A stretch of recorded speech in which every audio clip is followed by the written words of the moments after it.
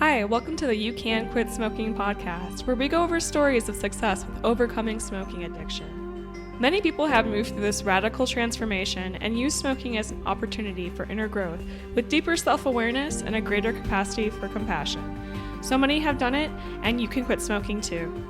I'm your host, Jessie Hartnett, founder of Honor Your Heart. Hey everyone, welcome back. I'm here today with Lisa. I'm so excited to talk with her. Lisa, welcome. Can you introduce yourself? Hi, my name is Lisa. Thank you so much for having me. I appreciate that. Yeah, tell us a little bit about you. I've been smoke-free for 6 years. Yay! And I'm currently in transition, and I'm really just trying to get my story out there and encourage others to take that step to move into the best life that they can possibly have. So I'm really glad that I can be here to share my smoking cessation story and how long it took me to finally be smoke-free. Yep, it can be a artist's journey for many of us. So what's your story with smoking? I started back in high school when it was cool to smoke. You know, it was the peer pressure. It was the cool thing to do. And it was really rebellious because there were certain kids in school that were going to be straight and narrow. They were not going to break any rules or do anything bad. I was raised in a very strict household. So for me to be able to break those rules and just be rebellious, it was like the cool thing to do. It was at a time where you could smoke anywhere. You could smoke in restaurants. You could smoke walking down the street. A lot of people smoked in their house. So it was just kind of the thing to do, to be that bad kid, the rebel, going out behind the school, smoking a cigarette, on your lunch break or whatever. And I do not condone that at all. I'm not saying that to glorify it, but that's the time that I came up around my smoking was, Joe Cool, and you saw the motorcycles and the really cool characters and the hot girls and the guys who were smoking with their bottle of whiskey. It was appealing. So I started smoking in high school. I smoked on and off for many, many years. I never smoked when I was pregnant. I never smoked in my house ever, even when I was in the clutches of the addiction to cigarettes. I never smoked in my house. I didn't smoke around my kids as much as I possibly could. I even had rules of I wouldn't smoke until a certain time of day. I didn't want to smell like it. I didn't want my coworkers and my peers to know.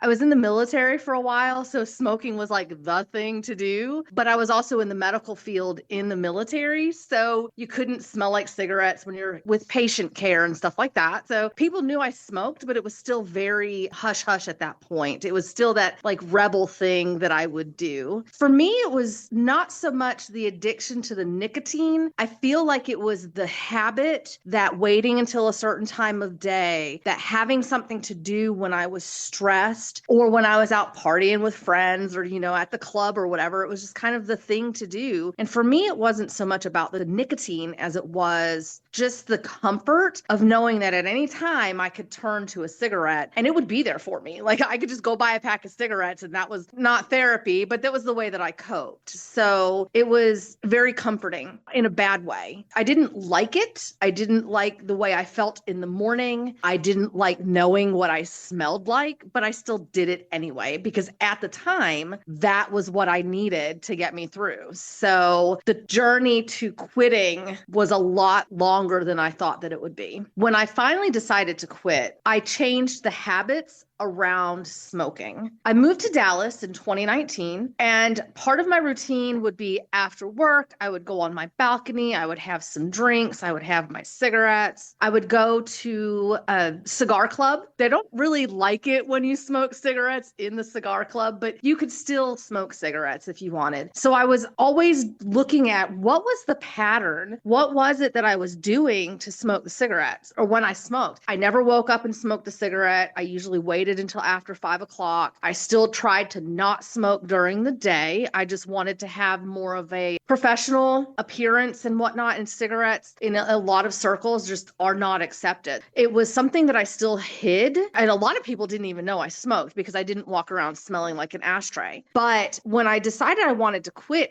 what are my patterns? I would take my dog for a really long walk. smoke a few cigarettes when I did that. So what could I do to not smoke while I was taking my dog for a walk? How do I not go out on my balcony and smoke? So that was something that I stopped doing for a while until I really got it under control. And it was the normal routine of what store did I stop at all the time on the way home to get my cigarettes. I changed the way that I came home. I changed the stores that I would go to. So I didn't have that autopilot, I guess, if you will. I didn't have that connection to the thing that I really enjoyed doing. I didn't enjoy the effects of it. I didn't enjoy smelling like an ashtray. I didn't enjoy, oh my God, the congestion in the morning and that god awful cough trying to clean out your lungs. I hated all of that. But there was something that was so, oh God, I don't want to use the word sexy, but there was something that was so sexy about the crackling of the paper and watching it burn down as you pulled on that cigarette. It is still something that I absolutely will salivate over, just in the aesthetic aspect of smoking. I do not want to go back to smelling like an ashtray. I do not want that congestion and the drainage and the trying to clear out my lungs. When I smell cigarettes now, I'm like, oh, I cannot believe I did that. It's absolutely disgusting. Smelling it in the air or smelling it on people just absolutely is repulsive to me. But the other aspects of smoking are still something that I do miss. I don't crave smoking as much as I did in the beginning of quitting. And I think it's because I can really connect to what I gave up. And when I smell other people that smell like a cigarette and it burns my eyes, it makes my nose go runny or get this feeling in the back of my throat. I'm like, absolutely not. There is no way I'm going to pick up a cigarette ever again. But that doesn't mean that I still don't think about some of the other visceral reactions that come with the part of smoking, that I think the sensory aspect of it for me, I think that's a perfect way to say it. The sensory aspect. I do still sometimes miss the sensory aspect, but I'm so glad that I quit. And like I said, the changing of the habits with the habit really helped me a lot when it came to quitting and to be able to stay not smoking. Now, I will say that I probably put on a few pounds after I quit, and I probably picked up some other thing that was comforting to me, because, you just trade one addiction for another until you actually can figure out what it is that you need to heal or that you need to cut out. For me, the spiraling, I noticed that when my smoking got really bad, or when I smoked more than I normally would, it was because things in my life were in disarray. There was one time I was at a horrible, toxic job. My boss was just so mean. She yelled at us all the time. Nothing was ever good. We never got praised for any of the work we did. And it just absolutely weighed on me. And I would take it home after an 8-hour day, and it would still take up like 4 more hours of my day afterward. So I'm like chain smoking. Why? Because I couldn't heal whatever it was that was being triggered. I was spiraling and I was stuck in that spiral. When I stopped smoking, part of what I made myself do and what I wanted to do was to go on a much deeper healing journey, and also to figure out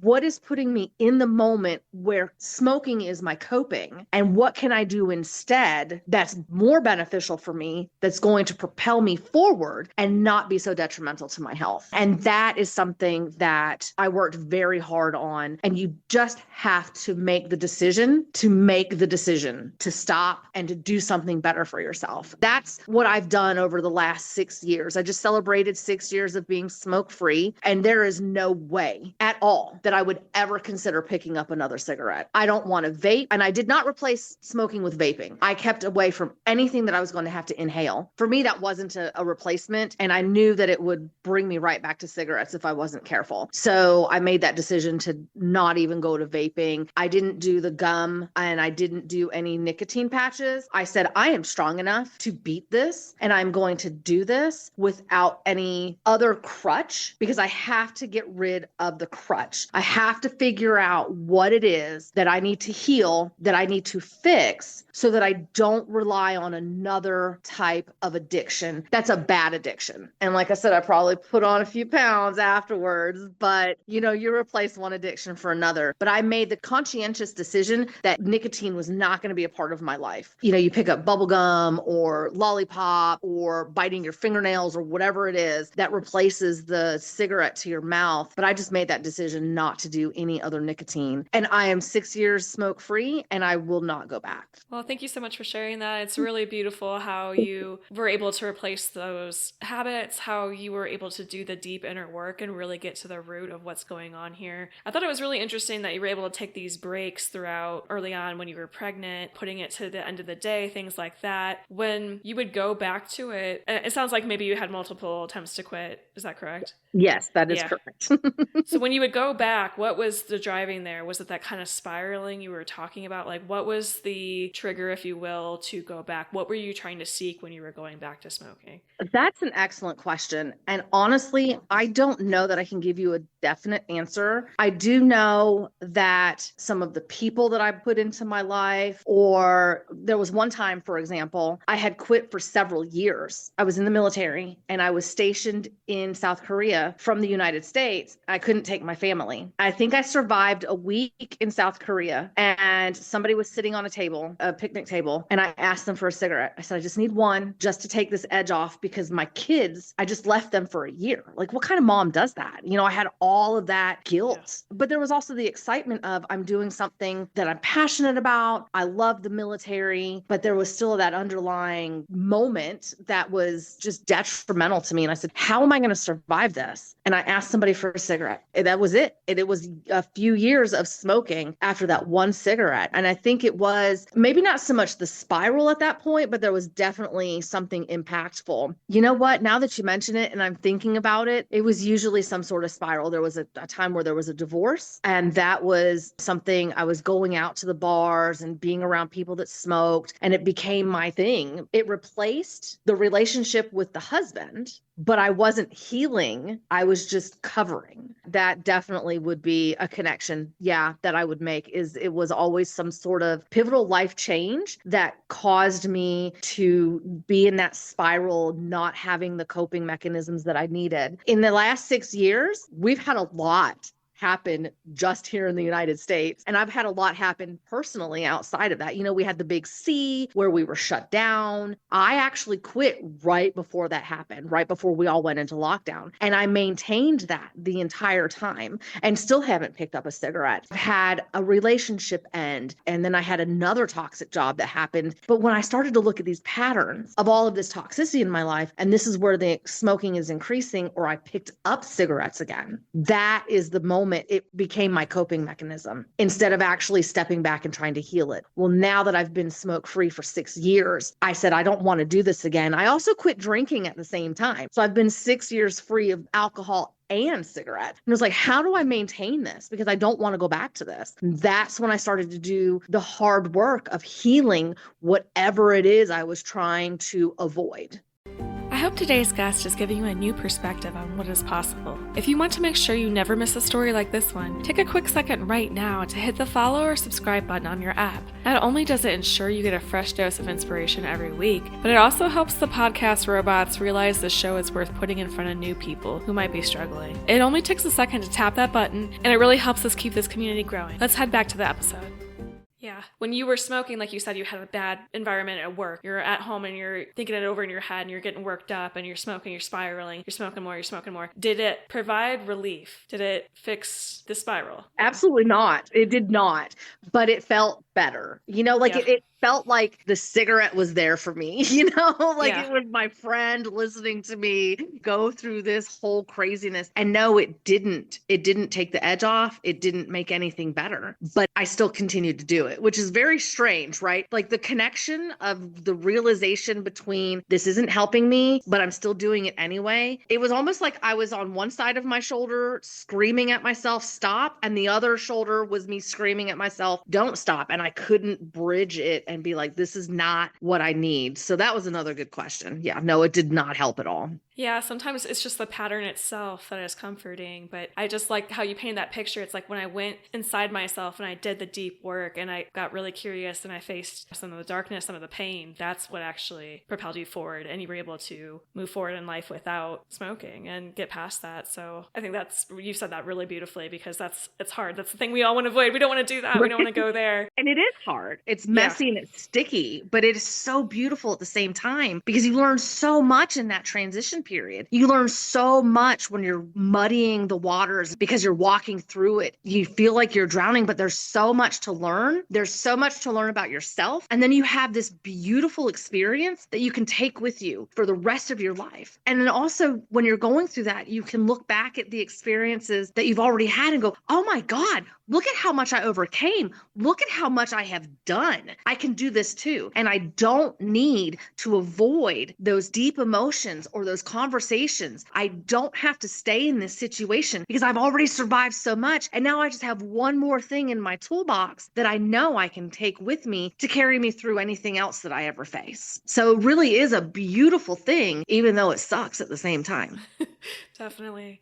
So what is one of the tools in your toolbox? You're having one of those days where it's like, I am losing my mind here. How do you come back to you? How do you ground? How do you keep it together and not do something harmful that you used to do in the past? It actually took me a long time to figure out how to use all of the tools that I was learning to actually have a system for myself to figure out how to take the next step. I am not saying that my process is perfect. There are times where it might be a couple of days of just going through the motions, breath work, pausing, saying, what is it right now that is causing me to go down this spiral? There are many different things that it can be. It can be a money situation. It can be that you are in a situation where you know you're one thing and something else is making you question that. It could be a job that you feel is not as fulfilling and you feel like, I'm so much better than this. Why am I not doing something more with my life? It can be something that, you're going through with a relationship. So really stopping and pausing and saying, what is, and this is such a buzzword right now, but it is such a needed word. What is the trigger that is actually causing all of this? Because there's something that needs to be healed. There's something that you can look back to the very first time something happened to you that made you go into this spiral or this frenzy. And that is what you need to make peace with. It doesn't mean that you're saying that the other person wasn't at fault. You just have to make peace with it. And you have to accept that that happened to you. And then you get to say, I'm not going to give it that power anymore. And I think that's where a lot of us go wrong, is we give these things power, but this way back in our past, we shouldn't give it that power anymore. So I really stopped to pause. Journaling is great. Taking inventory of what you're going through at that moment to see what that underlying trigger is really is so helpful to not pick up a cigarette. And then saying, okay, now that I know what it is, I don't have to take 15 hours to be sad and upset about this. I can move, I can go forward, and I can take one step, one action to keep taking another step, to keep taking another step. And eventually I'm walking, and then eventually I'm running. And now I just finished the marathon, and I get that end goal of whatever it is that I desire, no more smoking, whatever it is. And that's really what I have to do, is take the time,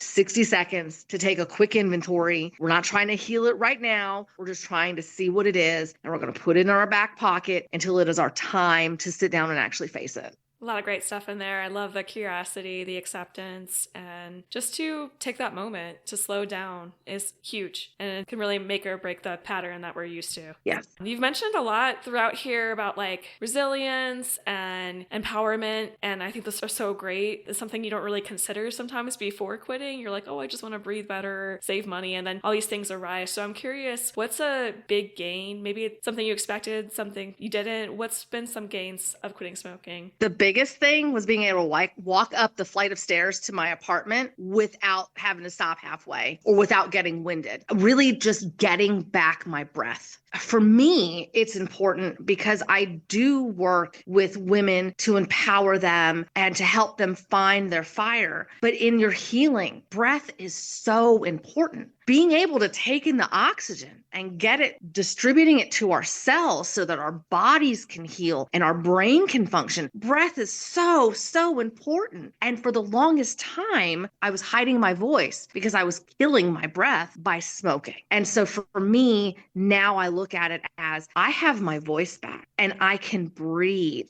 And if you're religious or not, and spiritual even, breath is life. So I have my life back. I am not connected to a cigarette. I am not connected to a habit, and it no longer has control over me. So I got my life back. And that is the biggest reward. So I know you said that you had to stop halfway up the stairs, but did you even realize how restricted your breath was until you quit? Or you had been on and off, so maybe you had that experience more often than I did. So for me, when I started back in Korea, it was almost a continual pattern for many years before I quit again. And I absolutely was very aware of how much the cigarettes were keeping my lung capacity muted. I absolutely was aware. I was in the military and I had to run for PT. It was challenging. One of my favorite things in the world was to go dancing. And guess what you can't really do when you can't breathe?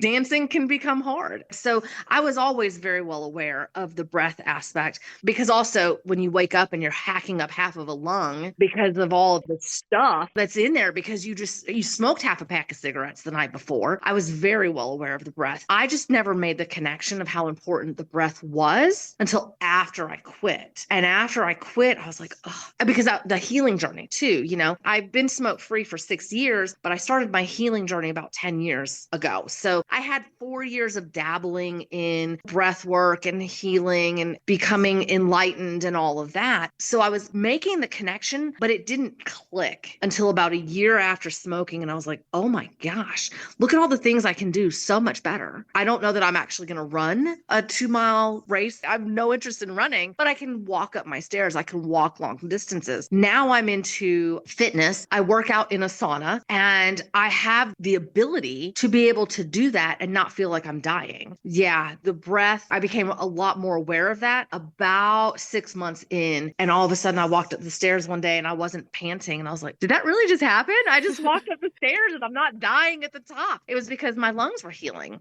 Because you quit yourself, there's different stages of healing in your lungs and in your body that come along, like after the first 24 hours, after 6 months, after a year. It was really interesting to see that a couple of years later. And I was like, I remember those stages of that healing in my body. I had an x-ray done not too long ago on my chest and my lungs are beautiful. I am so fortunate, but I also am very well aware of the power of being able to heal myself with my mind as well. I do the things that I need to do to at least stop any of the damage that I have already done to my body so it doesn't get any worse. And then you can dance now. It's really beautiful. The things that we enjoy can return to us. And it gives up more than you even take stock of sometimes. Yeah. So someone that's in it, maybe they've gone back and forth. Maybe they're even too nervous to try to quit. They know they want to, but they're like, what is life going to look like? How am I going to handle this? What word of advice would you have for somebody that's stuck? Find support. Rely on the people that you love to be there to help you through it, because it's not an easy process. I quit cold turkey. When I made the decision